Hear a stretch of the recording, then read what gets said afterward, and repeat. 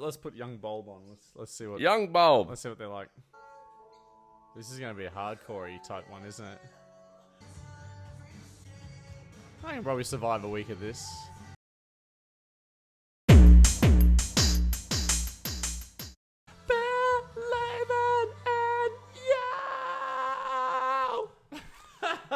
And welcome to CDR with our pump-up song. I'm Bryn, this is Matt, and this week we are doing the review on the young British rock star who used to be in a drama series that was called Airedale, and who also was in The Lodge, which was a Disney TV show in 2016, then made it into America. It was the UK. Previously known as Yungblud. Yungblud, now known as Yungblud. Bryn is retarded, but that's okay. I can call myself that. For his second album, Weird Yungblud, What's Up? Fun things. Knows how to play the piano, the guitar, and My heartstrings. tambourine. Oh, everyone knows how to play tambourine. You throw a tambourine to the floor, you've played tambourine. Sorry to all of the... I think that was thrown in as a joke.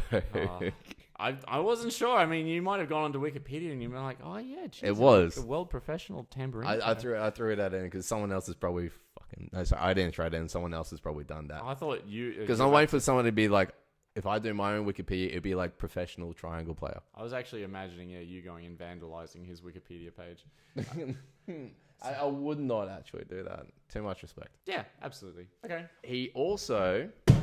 Are you going to do Bring the Horizon? You know what? I've ummed and ahed about it, but we'll see how we go. It's not going to be this album this week. Won't be this week, but Yungblud also does a song in Bring Me the Horizon in Obey. Yes, yeah. Good track, actually. Oh, yeah? And you know what? Shout out to Posthuman that it's an EP. It's not an album officially. Yep. So I don't know if I can officially recommend it.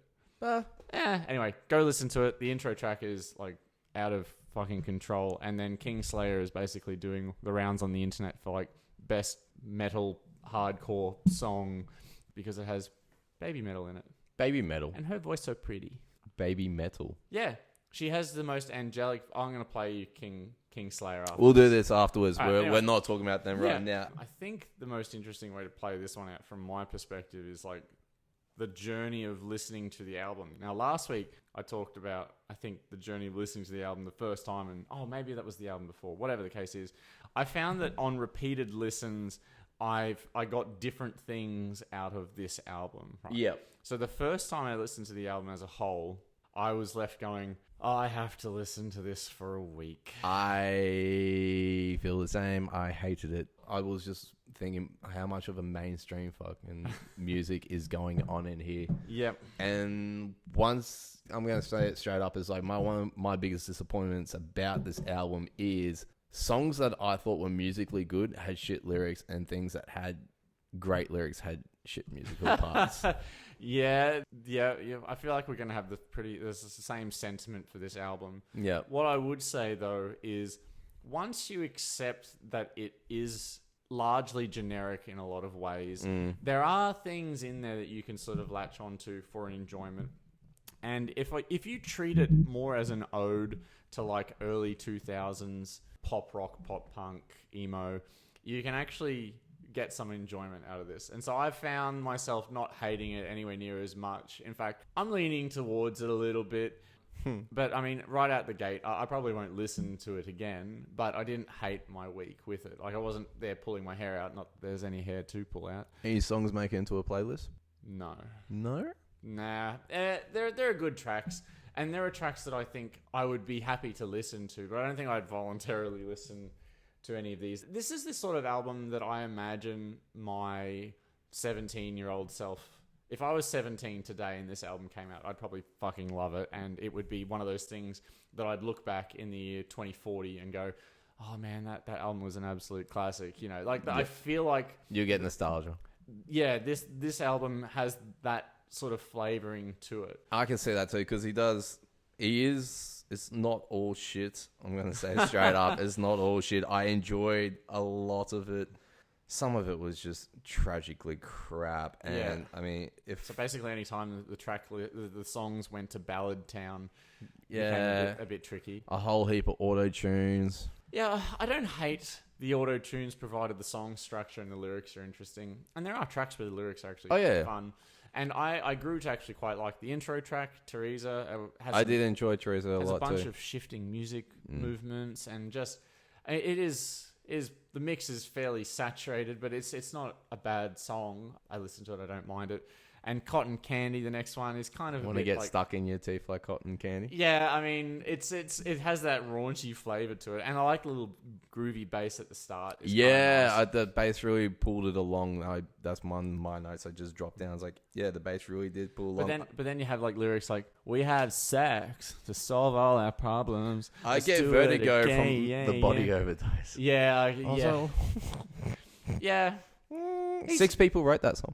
6 people, really? 6 people wrote that song. It doesn't matter who. Okay. Also, Damien, Dominic, Harrison, who is Yungblud, is definitely the one who wrote in all of the songs. So okay, cool. Good. At least he didn't just leave it. You can collab forever. That's cool. I mean, like if I was a famous songwriter and you had, I don't know, Matt Bellamy or the Nationals floating around. Yeah.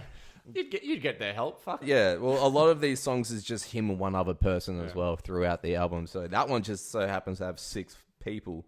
And that just kind of reminds me of Justin Bieber's Oh Baby, which has like up to, 13?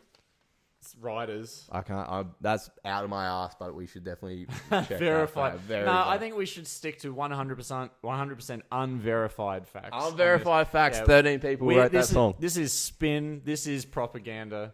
Welcome to CDR reviews. Yeah. Which is redundant because the R stands for reviews. You know what the funny thing is? It's like the ATM machine? Yeah, absolutely. But I can't help but call it that. Anyway, everyone the does. next track, right, I think is typical of this album in some sense. Oh, Strawberry Lipstick. Yeah, so like when you're looking at the song names on your first listen through, like on my first listen through, there were 2 songs that stuck out that I'm like, oh, these songs are kind of interesting. Maybe 3. I'll say 3.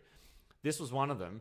I looked at the name of it and I'm like, oh man, this song is going to suck. I thought that too. That one and Cotton Candy. I was like, this is just going to be rubbish. So, I didn't like Cotton Candy on the first listen, really. No. I didn't like this one on the first listen. Strawberry, like... I put down, it's more rocky and the first verse is great. See, like, no pun intended, but I thought this song was going to suck and, Strawberry Lipstick. It's a dick sucking thing. She sucks on my strawberry lipstick. She's gonna suck on my strawberry lipstick. Like, it's the first track where you actually get to hear he has a bit of British grit, right? There's a bit of Brit grit. That real London sleazy. British rock, yeah. It's sleazy poppy. I kind of don't mind it, right? I knew you'd like it too because the guitar in it in the solo was actually pretty mint. It's fun. Liked it's just a fun track. And I think that's actually, if you accept that the songs are more an ode to early 2000s, I actually found as soon as I put myself in that mindset, I was like, okay, I can enjoy this. It's never going to hit any heights. It's not going to be in my album of the year. It's not going to be something that I remember past this year. But it was fun. It was fun. It was like buying a ticket to be on the merry-go-round, It's okay. I'm going to give it to the first verse. I thought the first verse was real sick. I got a toxic attitude. Yeah. And it's lack of self-control. Right? Yeah. A reasonable fucking individual. Yeah. I need to cleanse my soul so I can go back to school. Please. They're gonna put me in the closet, but I'm coming out. I'm gonna sing "Fuck the Oppression" and the self-doubt. In the self-doubt, I'm gonna eat all the fingers, put them in my mouth. Yeah, I'm so on my that was the sleazy bit, right? Yeah, so like, she's gonna put the fingers in your mouth, and she's gonna touch them with her hands. Yeah, it's fun. Actually, you know what? I had a thought on the way here. Right, what is the human body made up of? Molecules. Yeah, okay. If you were to have a pie chart, what do you think the largest subsection of that pie chart would be in terms of what human bodies are made up of? Water. What do you think the fuck rains on us as we are driving to and from this place? Literally fucking human material, right? So you were being rained on by your future and past ancestors. I'm just saying... I have more in common with the shit falling on me than the air around me, right? body parts coming in thick and fast. Getting that clipping vibe. Carrying it forward for another week. Let it rain bodies on me. Absolutely. Let the bodies rain. Body the pile, yeah. Body in the pile. Yeah, I was like, fuck. Yeah, we're about 70%. So it's not a pool of water. It's a pool of bodies. Just well dispersed and distributed. Yeah. And we're just a better organized set of water molecules. Yeah. Like in terms of the tracks that I liked on the first run through, Super Dead Friends. I thought, Super Dead Friends was 'cause it was sick. just fucking Super Dead different, Kids right? with Super Dead Friends. Yeah. Yeah. And then the other one that I didn't mind was Ice Cream Man. Like it You was, liked Ice Cream Man. right, so La like, la la. by that stage, like I'd listened through the album. The only other song that had taken me as different was Super Dead Friends. Yeah. And then I'm like, come on, give me something that just feels a bit different. And like here it is, the intro just like Ice Cream Man, all throughout. And I'm like, yeah, this is fun. There's a dancey sort of rhythm to it. I was looking for a point of difference, and I got it with that particular song. It probably overstays its welcome, like some of them do, but I liked it on the first run through. You liked it? I did not like it on the first run. There's a little bit... I think around about the second half, if you start reading the lyrics, you see it's a little bit darker, or it gets into a little bit more of trying to deal with their own self-problems. Yeah, I got the sense that there was an undercurrent of darkness in a number of those songs. But Yeah, that's like a lot of not being accepted, or people trying to crush your dreams, as an Ice Cream Man does point out. But that's the best part of like early 2000s pop punk, right? Yeah. The one theme throughout is I'm like, what does this album remind me of? It reminds me of In Love and Death by The Used. It's basically that with more pop sensibility and a few more electronic sounds, basically. Cool. Yeah, I put down a little love heart for Super Dead Friends, and I did put one down for Charity and the Freak Show as the ending. The one. Yeah, Freak Show's good. Do you know? Do you have any skips? The worst song on the album. Love Song.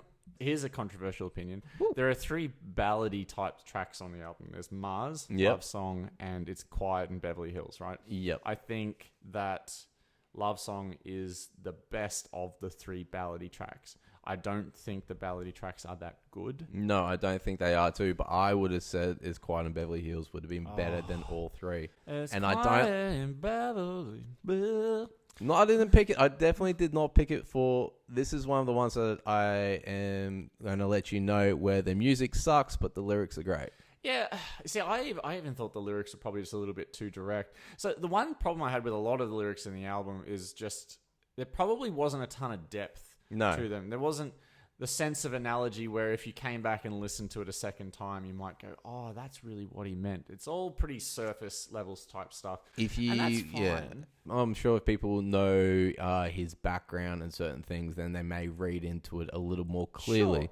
Sure. And a lot of it is fairly transparent with some of the sexualized references throughout the album as well, right? He is pansexual. Yeah, and I mean, every time you click on Yungblud and you go to select his album on YouTube Music, there's the image of him and in all of his confused state, glory, right? Like that's him in a nutshell, and he's angry about it, and that sort of carries through in a good way throughout the album. His explosive personality definitely comes out in his exterior. Oh, absolutely. I'm sure he's a fun guy to hang out with. He would be nuts. Look, I mean, as a catch-all, any Brit who's in the rock and all doing music, they're all pretty fun. Yeah. They'll get on it. So yeah, I didn't particularly like the ballady tracks, but I thought Love Song was the best of the 3 because it felt like he was a bit more delving into the torture of his childhood in a more interesting way. Whereas It's Quiet in Beverly Hills, I loved you all my life, and then Mars seems to be a story about someone else that I didn't particularly emotionally connect to. Yeah, but I don't think they were bad songs. It just lands in that mediocre. Yeah, I kind of saw Mars as just a story for the young girls who wants to dream of going to California. Yeah. But the worst track on the album, I think, by the length of the field, is definitely Acting Like That. That's with Machine Gun Kelly. Oh. Here's the crazy thing. It wasn't in any of the albums I could find. It was only on the internet. So I'm Really? glad I knew it was there. Really? I didn't find it anywhere else. Oh, dude. And I'm so happy I didn't get it. It's so crap. I bet it is. Machine Gun Kelly is... Okay, let's look at the difference. Eminem destroyed Machine Gun Kelly's career. Did he? Yeah. This is all new to me. I'm like, oh, who's Machine Gun Kelly? Tony's like, oh, he's married to someone famous. I'm like, oh, okay, cool. Is he? Yeah. Oh, my God. So Oh, of course they are. Why am I saying that? Yeah, so like I have no knowledge of he destroyed who or who destroyed whatever. Yeah, it's one of those. I think it was around the time where he brought out Kamikaze and everyone was just taking a dig at Eminem because his album before was not that great, and everyone was digging him and like just trying to take like little slices of him, trying to get their name out there and be like, and then Kelly. he was one of them, and Eminem just comes through and fucks everyone, and he really does fuck Machine Gun Kelly, and he still does it today.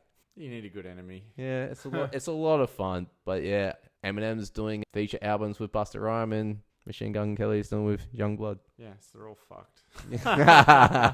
No, my boys. Yeah, I don't hate Busta Rhymes. I just didn't like his music. No, I didn't like the album. I'm sure if we grab some of these classics, you'd be like, oh no, I said I liked Break Your Neck. yeah. Or there's more. We'll find them later. Okay, maybe we will. After. There's a couple of other little random musical hints Weird? that I got. Oh yeah. Well, yeah, so for instance, there was one particular song, like the last song, Freak Show, you know, the intro sounds like it could be Panic at the Disco. Yeah. Then it sounds like it could be California Love. And then yeah, on the yeah, way, yeah. yeah, and on the way out, it sounds like 30 Seconds of Mars. Or The Used. I mean, yeah. it's just, he sounds like The Used a lot throughout this album. Well, you would probably know a lot more about that than I do. Yeah, so trust me, anytime he screams, he just sounds like Burt McCracken. He's a dead ringer. I'll play you a Used song after this. And then like that Super Dead Friends, right? In that Super Dead Friends song, there's a weird pre-chorusy Beastie synthy Boys. That's all I got straight off the start. Immediately, yeah. And my intro note is, and then Beastie Boys.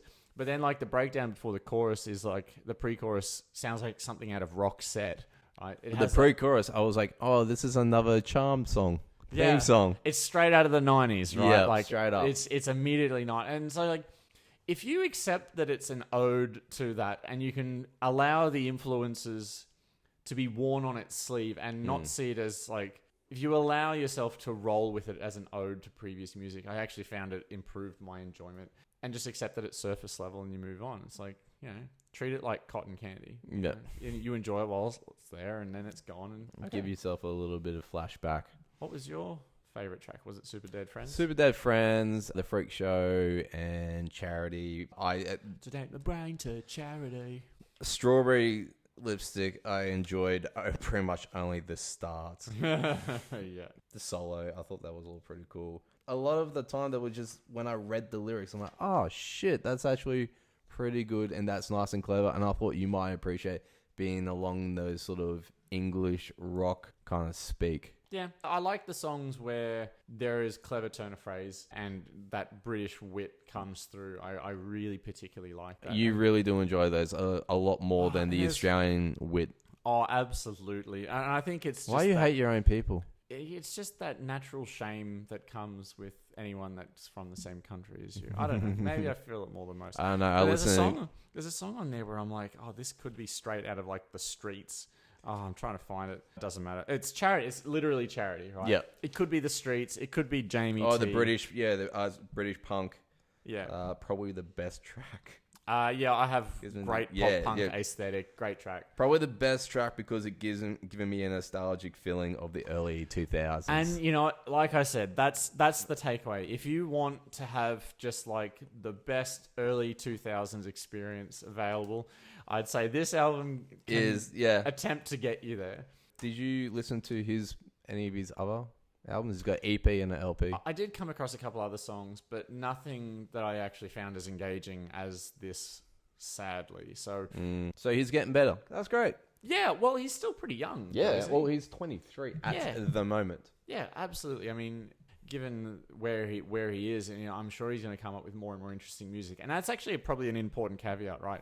I actually think there's enough in here for me to think that there could be really good music out of this particular artist in the future. Like I'd listen to the next Yungblud album. Absolutely. I'd happily listen to the next one. Just to see how he's tracking. Oh, absolutely. Definitely. Yeah. Any other thoughts? No, besides the fact that another Disney star, only 4 years ago, considering it was 2016 when he did The Lodge. Yeah, in 4 years he's done an EP and 2 LPs.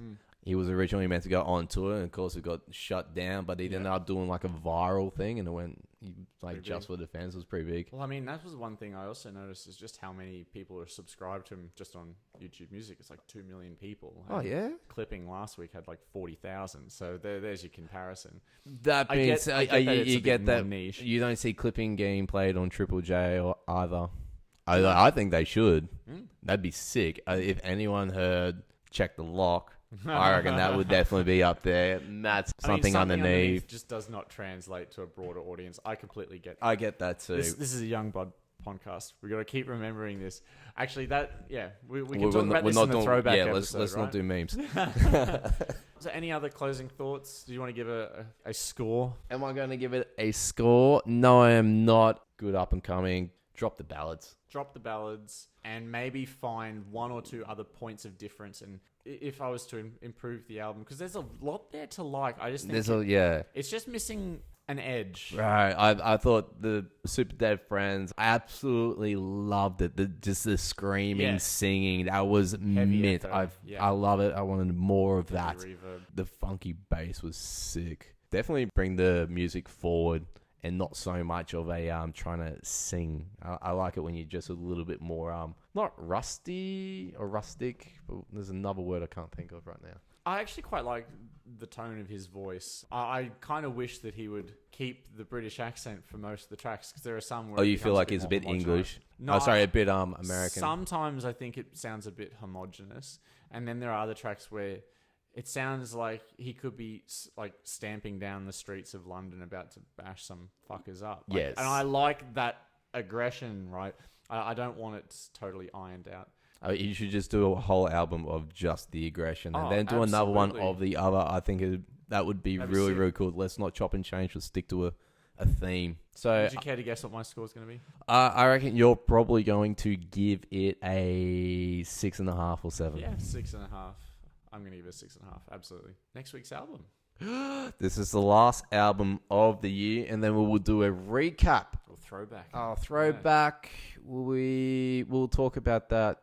Because I think it's important to listen to the old again and just see if your opinions shift on it. Because I actually reckon if I were to review the albums all now, having had more time with it, there would be score shifts. Absolutely. Absolutely. Not a ton, but there would be some. Yeah. For certain. I just wish you would score shift your Smith Street Band. Down. No. I'm torn between 3. So I'll tell you what the feeling is, and you can tell me what one we go with. Rage. So there's one artist that we've already reviewed an album of. And there are 2 other albums. One that is iconic in the hip-hop genre, and one that's iconic in the rock genre. I don't know which one to choose. So, out of those 3, what would you like? I'm guessing the rock is AC/DC. I can't tell you, but have a little bit more faith in me in terms of what I might choose. Not that I wouldn't choose AC/DC, I'm just... So one of them is one we've already listened to that's brought out 2 albums this year. That would be Clippings. No. Their previous release was last year. Just choose one. So artists we've already done, hip-hop or rock? Your choice. We haven't done rock yet. Basically, I'm asking you, do you want hip-hop, do you want alt-rock, or do you want what's in the box? The box. Let's do rock. All right, we are going to listen to OK Computer by Radiohead. That's our last album for the year. It's iconic in the alternative rock genre. So we're doing a history.